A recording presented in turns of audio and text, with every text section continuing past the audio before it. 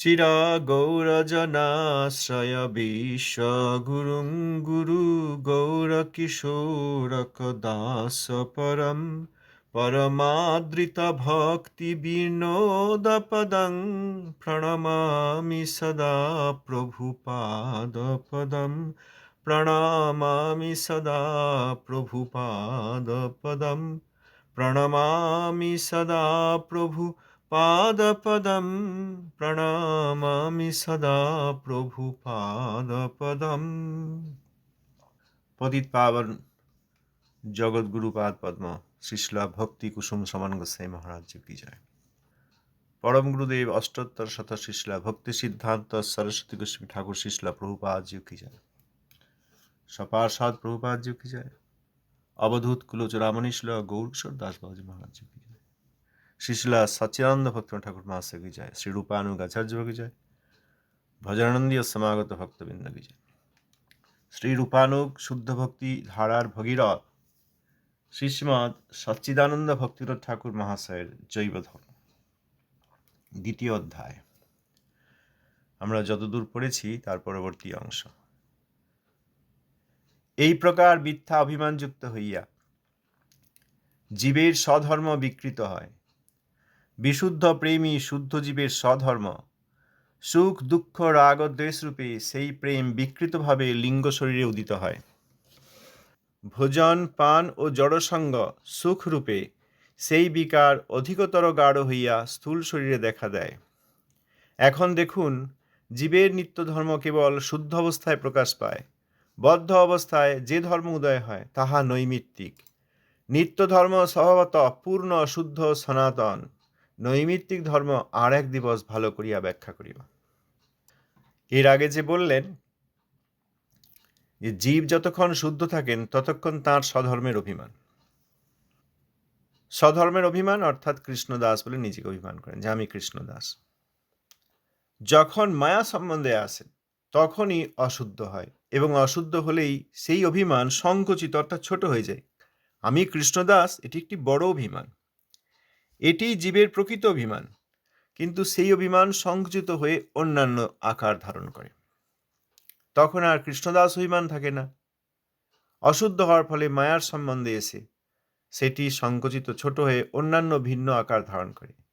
মায়ার সম্বন্ধে জীবের তার যে নিজের সিদ্ধ স্বরূপ সেইটি কিসের দ্বারা আবৃত হয়? আত্মা কার দ্বারা আবৃত হয়ে আছে? সূক্ষ্ম শরীর, অহংকার, বুদ্ধি আর মন, মন বুদ্ধি অহংকার। আর তার উপরে আরেকটি আবরণ আছে স্থূল দেহের। লিঙ্গ শরীরের একটি পৃথক অভিমান হয়, সেটি হচ্ছে আমি ভোক্তা, আমি ভোগী, আমি কর্ম করব, কর্মের ফল পাব, সেই ফলগুলি ভোগ করব, এটি লিঙ্গ শরীর। আর কি কর্ম করব? মনের যে ভোগ ইচ্ছা, কর্ম করে কর্মফল ভোগের ইচ্ছা, কি কর্ম করব, কি ধরনের কর্মফল ভোগ করব, সেইটি আবার ওই স্থূল দেহের অভিমানের সঙ্গে যুক্ত হয়। যে দ্বিতীয় আবরণ যে স্থূল দেহ, তার সঙ্গে মিশ্রিত হয়ে একটা তৃতীয় অভিমান রূপে পরিণত হয়।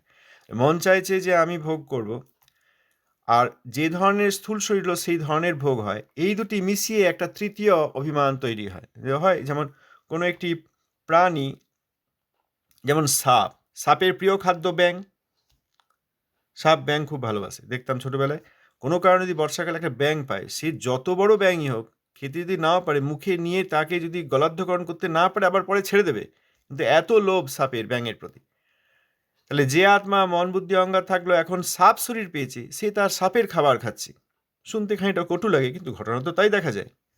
আবার এই আত্মাই কর্মফল পরে পরে যখন আবার মনুষ্য দেহ লাভ করে, সে তখন আর ব্যাঙ খায় না, সে তখন রসগোল্লা খায়, চাল ডাল খায়। সুতরাং মন চাইছে আমি ভোগ করব, কিন্তু যে স্থূল শরীরে আছে সেই স্থূল শরীরের যেরকম ইন্দ্রিয়, যেরকম তার বিষয়নিষ্ঠা, সেই রকম ভোগ আদি করে। এইটা হচ্ছে ওই তৃতীয় অভিমান রূপ। আবার মানুষের মধ্যে যখন শিশু তখন খেলাধুলা করে, খেলনা চায়, একটা খেলনাই তার কাছে জগৎ। শিশু ছোট একটা ধরুন গাড়ি পেল, যে গাড়ি চালাতে ভালোবাসে, ছোট ছোট গাড়ি খেলে, খেলনা গাড়ি, সেইটি নিয়ে রাত্রিবেলায় শোবে, বিছানার পাশে রাখবে। আবার সেই শিশুই যখন বড় হয়, অর্থাৎ তার স্থূল শরীরের পরিবর্তন হয়, যখন সে কিশোর হয়, তখন অন্য প্রকারের খেলাধুলা আদি করে। শৈশবকাল, পৌগণ্ডকাল, তারপর কিশোরকাল, যুবককাল, বৃদ্ধাবস্থা ইত্যাদি হলো। আবার মানবের মধ্যেই যখন কেউ স্ত্রী, তখন তার এক প্রকারের ভোগের ইচ্ছা, আবার যখন পুরুষ রূপে তখন তার আরেক প্রকারের ভোগের ইচ্ছা। কিন্তু ওই আত্মা একই। আত্মায় একবার স্ত্রী শরীর পেয়েছে, একবার পুরুষ শরীর পেয়েছে। তার মন বুদ্ধি অহংকার, অহংকার যে আমি ভোক্তা, আমি ভোগ করব, বুদ্ধি অর্থাৎ এই জগতে ইন্দ্রিয় চালনার দ্বারা, ইন্দ্রিয়ের বিষয় পাওয়ার দ্বারা তার যে বুদ্ধি, যে অভিজ্ঞতা তৈরি হয়েছে, সেইটি ব্যবহার করে। আর যে শরীর এখন আছে, বর্তমান শরীরে যেরকম পরিস্থিতি, সেই অনুসারে সে ভোগ করছে। তাহলে প্রথম প্রকৃত অভিমান আত্মার স্বধর্ম কৃষ্ণ দাসত্ব, বড় অভিমান। যদি মায়ার সংস্পর্শে আসে, তাহলে সেই অভিমান সংকুচিত হয়ে ভিন্ন আকার ধারণ করে। প্রথমে যে লিঙ্গ শরীর পেল, সেটির একটি অভিমান থাকে, তারপর স্থূল দেহের একটি, স্থূল দেহের সঙ্গে মিশে তার একটি তৃতীয় অভিমান শুরু হয়। এইটি এখন আমরা তৃতীয় অভিমানে রয়েছি। সব মানুষের এক প্রকার ভোগের ইচ্ছা নয়, কিন্তু শুদ্ধ শরীরে, আত্মা শরীরে জীব একমাত্র কৃষ্ণদাস। তার মধ্যে আর মানবতা নেই, মানবেতর প্রাণীর ধারণা নেই, বৃক্ষ পশুপক্ষীর ধারণা নেই, বদ্ধ ধারণা নেই, আমি ভোগী ধারণা নেই। ইন্দ্রিয়গুলিকে কিভাবে ব্যবহার করব, ইন্দ্রিয়ের কি কি বিষয় আছে, সেই বিষয়গুলি কোথায় পাবো, কেমনভাবে ভোগ করব, সে ধারণা নেই। কেবলমাত্র আমি কৃষ্ণদাস, এই অভিমান। এখানেই যে কথা, তাহলে লিঙ্গ শরীর অর্থাৎ এই মন বুদ্ধি অহংকার, এর দ্বারা লিঙ্গ শরীর বা সূক্ষ্ম শরীর বা মন বুদ্ধি অহংকারের শরীর বা প্রথম প্রলেপ, প্রথম আবরণ, তার দ্বারা আমি আমার নিজের যেসব কর্ম, সেই সব কর্ম, তার যে ফল, সেই ফলের ভোগী আমি, ভোক্তা আমি। কৃষ্ণ দাসরূপ যে নিত্য অভিমান, সেইটি তখন এই মন বুদ্ধি অহংকারের দ্বারা ঢাকা পড়ে যায়। তখন মন বুদ্ধি অহংকার যেটি চাইছে সেইটি হয়। আমরা কিছুদিন আগে এরকম আলোচনা করেছিলাম অন্য প্রসঙ্গে, যে অনেকে যে বলেন আমি এটা চাইছি, আমি ওটা চাইছি, তোমার জীব এইটা খেতে চাইছি, তখন বলে তোমার আত্মা ওইটা চাইছে। না, আত্মা চায়নি। আত্মা কিছু খেতেও চায়নি, কিছু পড়তেও চায়নি। আত্মা যদি কিছু চায়, সেটি একমাত্র যে আমি শ্রীহরির সেবা করব। কিন্তু সেই ইচ্ছাটি আবৃত হয়েছে এই মন বুদ্ধি অহংকারের সূক্ষ্ম শরীরের যে ইচ্ছা, তার দ্বারা। সেটি হচ্ছে আমি ভোগ করব।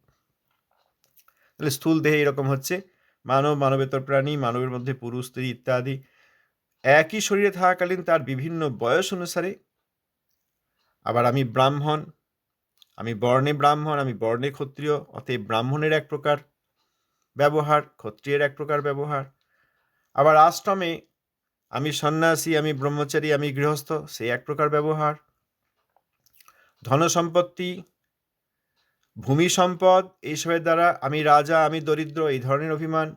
আমি সুখী, আমি দুঃখী, আমার স্বাস্থ্য ভালো, আবার আমার রোগ শোক দ্বারা আমি অভিভূত, খুব কষ্ট, খুব যন্ত্রণা, মনের যন্ত্রণা, শরীরের যন্ত্রণা। আমি স্ত্রী, অমুকের স্ত্রী, আমি পুরুষ, অমুকের স্বামী। এইরকম বহুবিধ স্থূলাভিমান। এই কথা যে বললেন বাবাজি মহারাজ সন্ন্যাসী ঠাকুরকে, সেই কথা বলে আজ এখন ব্যাখ্যা করছেন, এই ধরনের সব মিথ্যা অভিমান, এইগুলো যুক্ত হয়ে জীবের যে স্বধর্ম কৃষ্ণ দাসত্ব, সেইটা বিকৃত হয়। কোথাও বলা হয়নি যে কৃষ্ণ নিত্যদাস, সেই নিত্যদাস যে নিত্যদাসের সেবা কৃষ্ণের প্রতি, সেইটা ছেড়ে এসেছে। এখানে সব অভিমানের কথা হচ্ছে। স্বধর্মের যে অভিমান, যে আমি কৃষ্ণদাস, এই অভিমানের কথা হচ্ছে। কৃষ্ণের দাস এবং কৃষ্ণদাসের যে সেবা, সেইটি বলা হয়নি। কোথাও বলা হয়নি কৃষ্ণদাস জীব সেবা বিস্তৃত হয়ে এখানে এসে, কোথাও বলা হয়নি। বলা হয়েছে এখানে আজ এতক্ষণ পর্যন্ত জৈব ধর্মে যা পড়লাম, সেখানে কোথাও বলা হয়নি যে কৃষ্ণদাস জীব, নিত্য কৃষ্ণদাস, তিনি তার সেবা পরিত্যাগ করে এই মায়া এসেছেন ভোগ করতে। কোথাও বলা হয়নি। সব জায়গায় বলা হয়েছে অভিমান, আমি কৃষ্ণদাস, এই অভিমান। সেই অভিমানটি, সেই সেবাধিকারটি, স্বরূপত কৃষ্ণ দাসত্বটি বা কৃষ্ণ দাস্যটি, সেইগুলি ভুলে এই ভোগের জগতে মায়ার সঙ্গে সম্বন্ধ হয়েছে। তাই এই জিনিসগুলি, কৃষ্ণ সেবা বৈকুণ্ঠে, কৃষ্ণ সেবা অধিকার জীবের, কৃষ্ণ সেবার অধিকার আছে জীবের, কিন্তু কৃষ্ণ সেবায় নিয়োজিত জীব, একথা এখনো কোথাও বলা হয়নি। অর্থাৎ মায়ার সঙ্গে সম্বন্ধ সেই সব জীবের হয়নি যারা কৃষ্ণ সেবায় নিত্য নিয়োজিত। সম্মুখে যখন সূর্য, তখন কিছুতেই ওই মধ্যরাত্রের অন্ধকার সম্ভব নয়।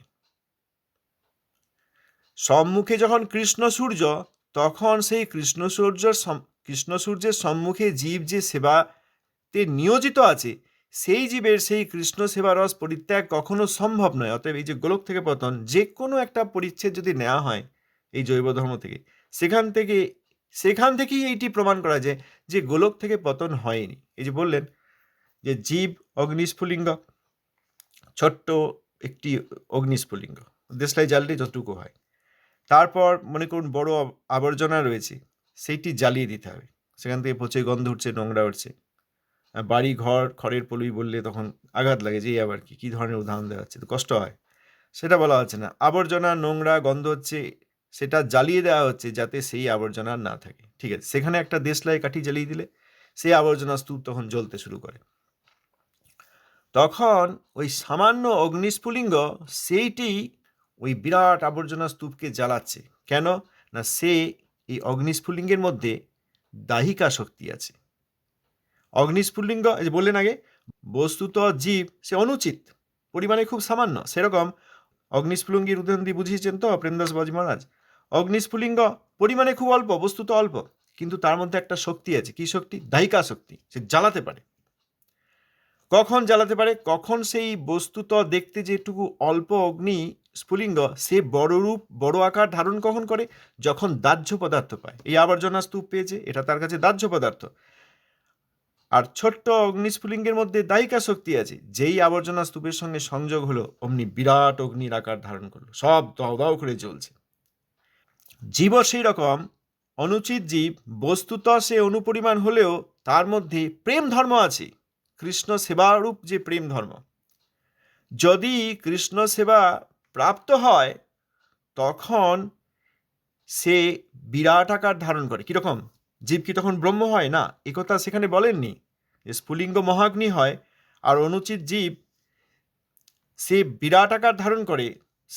সে বস্তুত স্বল্প হলেও ধর্মত বৃহৎ, বস্তুত ক্ষুদ্র হলেও ধর্মত বৃহৎ। এই ধর্মত বৃহৎ মানে ব্রহ্ম হয় তা বলেননি। তখন তিনি কৃষ্ণ প্রেমের আধার হতে পারেন, কৃষ্ণ বিষয় আর তিনি আশ্রয় হতে পারেন। দাস রূপে কৃষ্ণের আশ্রয় হতে পারেন, সখা রূপে কৃষ্ণের আশ্রয় হতে পারেন, বাৎসল্য রসে মা বাবার আনুগত্যে, যশোদা মা, নন্দ মহারাজ এনাদের আনুগত্যে ওই বাৎসল্য রসের আধার হতে পারেন। তখন তিনি কৃষ্ণকে বাৎসল্য রসে খুব প্রীতি করতে পারেন। আবার আবার এই উন্নত উজ্জ্বল রসে ব্রজদেবী রূপ ধারণ করে, ব্রজদেবী কায়ভূত্ব প্রাপ্ত হয়ে কৃষ্ণ বিষয় আর ব্রজদেবী রূপে আশ্রয় হয়ে তিনি কৃষ্ণের সঙ্গে প্রেম করতে পারেন। কিন্তু পরিমাণে তো অনুচিত, সামান্য কণা মাত্র, যার ডাইমেনশনই প্রায় নেই, স্পিরিচুয়ালিও, চিন্ময় দিক থেকেও এত ক্ষুদ্র, কিন্তু এত বড় কৃষ্ণ প্রেমের আশ্রয় বা আধার সে হচ্ছে কি করে? এই করে। তাহলে এই যে দেশলাই কাঠি জ্বালা হলো, তাতে আবর্জনা স্তূপ জ্বলে গেল, বিরাট অগ্নি হলো, তারপর তো সে আস্তে আস্তে ফুরিয়ে যাচ্ছে। সেটাই তো আমরা চাই, যে আবর্জনা স্তূপ শেষ হয়ে যাক, অগ্নিও নির্বাপিত হয়ে যাক, আর আমাদের আবর্জনাও থাকলো না, অগ্নির ভয়ও থাকলো না। এটা প্রাকৃত জগতে। কিন্তু অনুচিত জীব যদি কৃষ্ণ প্রেমের স্পর্শ পায়, তার যে নিজস্ব স্বভাব কৃষ্ণ দাসত্ব, সেইটি যদি অনুষ্ঠান করতে পারে, অর্থাৎ সেবা করতে পারে, এবার সেবার কথা, সেবা করতে পারে, তাহলে সেই সেবা অনন্ত, কৃষ্ণ পরমপদ এবং কৃষ্ণ প্রেম অনন্ত অসীম এবং মহানন্দদায়ক, লাদিনীর থেকে আনন্দ। এখানে আবর্জনা স্তূপ শেষ হয়ে গেল, অগ্নিও নির্বাপিত হয়ে গেল, কিন্তু সেখানে বৈকুণ্ঠে যে কোনো প্রকোষ্ঠে, যে কোনো রসে, এমনকি ব্রজের শান্ত রসেও কৃষ্ণের নিষ্ঠা এবং অন্যান্য রসে কৃষ্ণের সেবা আদি যে কৃষ্ণ প্রেম, সেইটি অগ্নির দাহ্য বস্তুর মতো জীবের প্রেমের যে বিষয়, সেইটি কখনো নির্বাপিত হয় না। কৃষ্ণ প্রেম অনন্ত অসীম, কৃষ্ণ পরমপদ। অতএব যে জীব একবার কৃষ্ণ প্রেমের সংস্পর্শ পেয়েছেন এবং কৃষ্ণ প্রেমের আধার হয়েছেন, বিষয় বিগ্রহ কৃষ্ণের আশ্রয় হয়েছেন, তিনি আর কখনোই স্বধর্ম বিস্তৃত হয়ে আবার ছোট স্ফুলিঙ্গ মাত্র বা অনুচিত জীব মাত্র, যে অনুচিত জীব আবার মায়ার বশ্যতা স্বীকার করে, সেটি কখনো সম্ভব নয়। এইটি বুঝতে পারলে বোঝা যায় যে কখনোই কৃষ্ণ দাস যিনি সেবারত, অর্থাৎ বৈকুণ্ঠে, তিনি কখনো পতিত হবেন না। যে কোনো একটা পরিচ্ছেদ, যে কোনো একটা বিষয় নিলেই এই কথা বোঝা যায়। দুর্ভাগ্যবশত এইসব বিষয় এসেছে, যদি আমরা সমাধান না করি তাহলে আমরা এইসবের গোলযোগে একসময় পড়ে গিয়ে বিপদগামী হয়ে যাব, কৃষ্ণ প্রেমকে অবমাননা করব। দাহ্য পদার্থ সমাপ্ত হয়ে গেলে, শেষ হয়ে গেলে, সব দহন হয়ে গেলে যেমন অগ্নি নির্বাপিত হয়ে যায়, সেই রকম ধারণা করে কৃষ্ণ দাসত্ব প্রাপ্ত হয়েছে যে জীব, অভিমান মাত্র নয়, সেবা অধিকার মাত্র নয়, স্বরূপত কৃষ্ণদাস কেবলমাত্র নয়, যিনি সেবা প্রাপ্ত হয়েছেন, তার স্বরূপে প্রতিষ্ঠিত হয়ে গেছেন, তিনি আর কখনো অনুচিত জীব রূপে আর ওই সংকুচিত হবেন না। এখানে যে সংকুচিত বলেন, এই আগের প্যারাগ্রাফে বললাম যে কৃষ্ণ দাসত্ব যে অভিমান, সেই অভিমান সংকুচিত হইয়া ভিন্ন আকার ধারণ করে, ভিন্ন ভিন্ন আকার ধারণ করে, সেইটি আর সম্ভব নয়। অনুচিত জীব তখন ওই যে বস্তুত স্বল্প হলেও ধর্মত বৃহৎ, সেই ধর্মত বৃহৎ অর্থাৎ কৃষ্ণ প্রেমের আধার হয়েছে। যে জীব একবার কৃষ্ণ প্রেমের আশ্রয় হয়েছে, সেই জীব আর কখনো সংকুচিত হয়ে অনু হয় না, আর অনু হলে তখন মায়ার প্রভাবে আসে। এর আগে আমরা পড়েছি অনুচিত জীব সে স্বল্প পরিমাণ, সেই জন্য মায়ার অধীনে আসতে পারে, কিন্তু অনুচিত জীব যখন কৃষ্ণপ্রেমের আধার হয়, তার আর সংকোচনের কোনো সম্ভাবনা নেই। অতএব গোলক থেকে পতন সম্ভব না। যে দিক থেকেই দেখেন, যে কোনো বিষয়ে নেন, যে কোনো পরিচ্ছেদে আলোচনা করেন, সেখানে এটি প্রমাণ হয়। এখানে বলছেন যে সব মিথ্যা অভিমান যে হচ্ছে, সূক্ষ্ম দেহ, স্থূল দেহ, সূক্ষ্ম এবং স্থূলের মিশ্রণে যে তৃতীয় অভিমান যেটি হচ্ছে, সেইটির দ্বারা জীবের কি হলো না, জীব এই স্বধর্ম বিকৃত হয়ে গেল।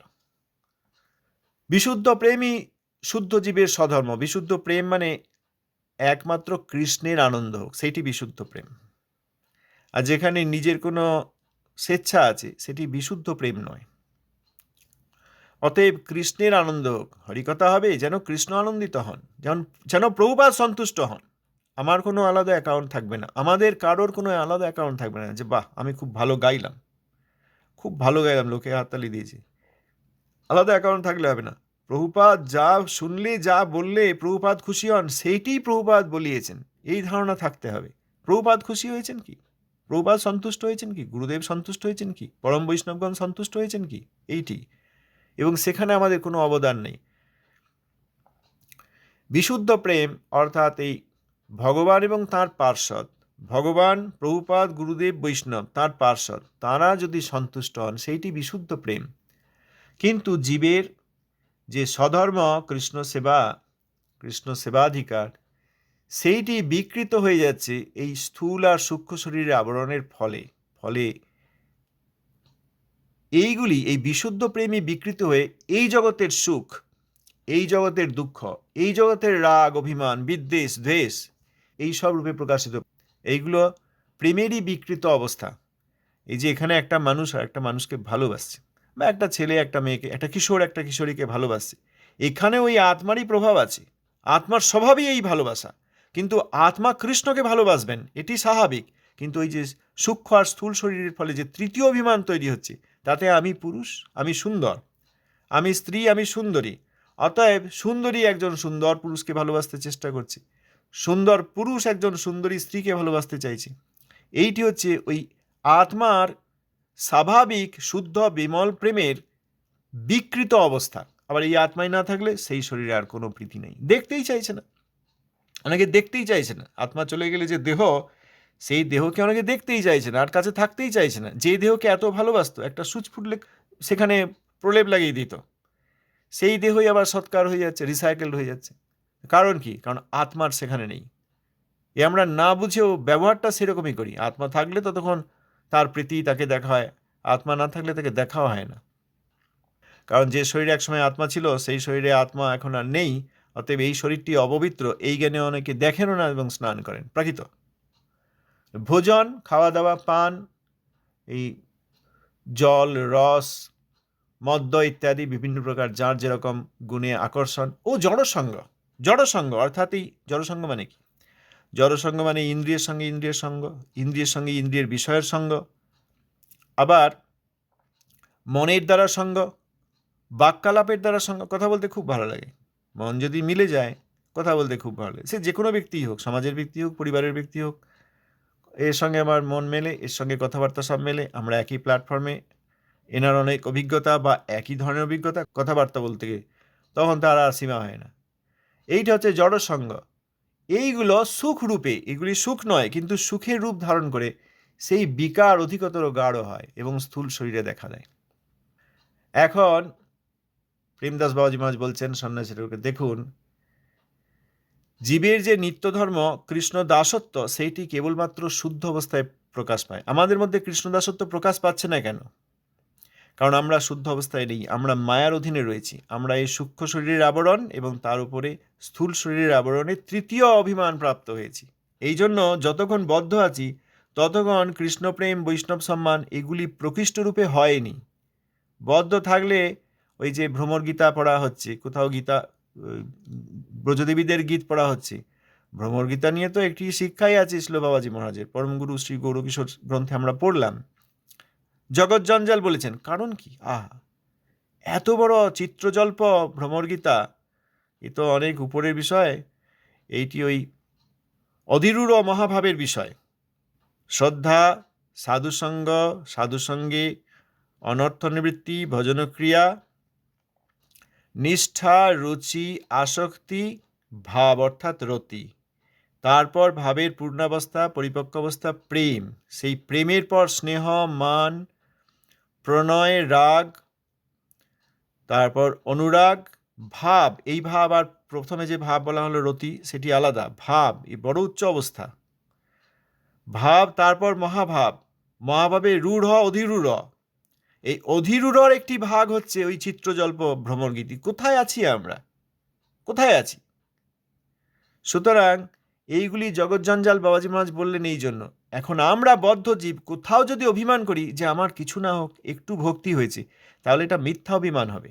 শুদ্ধ অবস্থায় আসার আগে পর্যন্ত জীবের এই নিত্য ধর্ম যে শুদ্ধ প্রেম, এটি সম্ভব নয়। হ্যাঁ, সাধক সাধিকা রূপে তার অনুষ্ঠান, প্রচেষ্টা করা হচ্ছে, সে ঠিক আছে, সাধনা করা হচ্ছে, কিন্তু ভজন রাজ্যে এখনো প্রবেশ হয়নি। ভজন রাজ্যে প্রবেশ হবে মুক্তির পর, অনর্থ মুক্তির পর, অপরাধ ত্যাগ এবং অনর্থ মুক্তির পর সম্বন্ধ জ্ঞান, অবিদেয়াত্মক হরিনাম, ওই ওই সময় ওই সিদ্ধ দেহ ইত্যাদি পাওয়া যাবে, সিদ্ধ স্বরূপ, তো সম্বন্ধে সিদ্ধ স্বরূপ। সুতরাং সেই পরিস্থিতি না আসা পর্যন্ত কৃষ্ণ প্রেম, কৃষ্ণ ভক্তি, চোখে জল, তারপরেই গায়ে কাঁটা দিচ্ছে, তারপর আমার খুব ভক্তি হয়েছে, এই ভাবনাগুলি মন করাচ্ছে। এগুলি মায়াদেবীর প্রভাব। তুমি এখন তাহলে সংসার পরিত্যাগ করে কৃষ্ণ ভজন করছো, আচ্ছা ঠিক আছে, তুমি কৃষ্ণ ভক্তি পেয়েছো, এই কথা মন আমাকে বলছে। এটা মায়াদেবীর প্রভাব। যতক্ষণ না শুদ্ধ অবস্থা হয়, অর্থাৎ মায়া থেকে মুক্তি হয়, অর্থাৎ অনর্থ থেকে মুক্তি হয়, ততক্ষণ পর্যন্ত কৃষ্ণ প্রেম সম্ভব নয়। সুতরাং কখনো যেন বদ্ধ জীব যখন সাধক সাধিকা রূপে সাধনাদি করছেন, উদ্দেশ্য খুব ভালো, তখন যেন এই সূক্ষ্ম শরীরে বা মন বুদ্ধি অহংকারে এই কথা স্থান না পায় যে আমার ভক্তি প্রকাশ হয়েছে, হয়নি। এই কথা জানলেই ভালো। না হলে জানতে হবে যে মন আবার আমাদেরকে চিটিং করছে, বঞ্চনা করছে। তোমার ভক্তি হয়েছে বলে মন বঞ্চনা করছে। বলছেন, এখন দেখুন, জীবের নিত্য ধর্ম কেবল শুদ্ধ অবস্থায় প্রকাশ পায়। এই একটি বাক্যে আমাদের এই ভক্তি অভিমান, ভক্ত অভিমান ছেদন করা হয়েছে। বদ্ধ অবস্থায় যে ধর্ম উদয় হয় তাহা নৈমিত্তিক। যতক্ষণ মায়ার সংস্পর্শে আছি, যতক্ষণ সূক্ষ্ম শরীর রয়েছে, যতক্ষণ আমি মানুষ, আমি স্ত্রী, আমি পুরুষ, আমি বালক, বৃদ্ধ, আমি ভোগী, ততক্ষণ পর্যন্ত যে ধর্ম উদয় হচ্ছে সেটি হচ্ছে নৈমিত্তিক ধর্ম। নিত্য ধর্ম স্বভাবতই, অর্থাৎ তার স্বভাব অনুসারে পূর্ণ শুদ্ধ সনাতন। আর নৈমিত্তিক ধর্ম বাবাজি মহারাজ বললেন আর এক দিবস ভালো করিয়া ব্যাখ্যা করি। আমাদের আজ এই পর্যন্ত থাক। ধন্যবাদ, প্রণাম। কেউ কিছু বলবেন?